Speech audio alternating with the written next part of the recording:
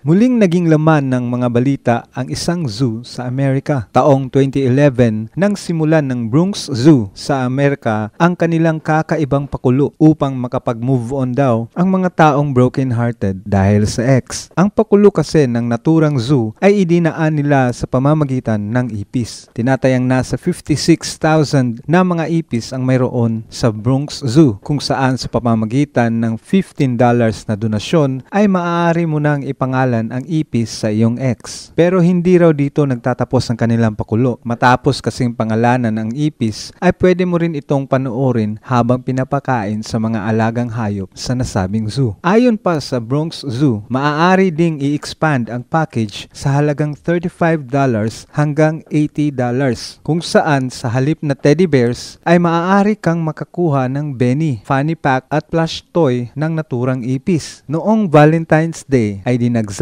ang naturang zoo. At yan ang ating balitang kakaiba. Ito si John Alex Tagalog para sa Radyo Alternatibo Balita.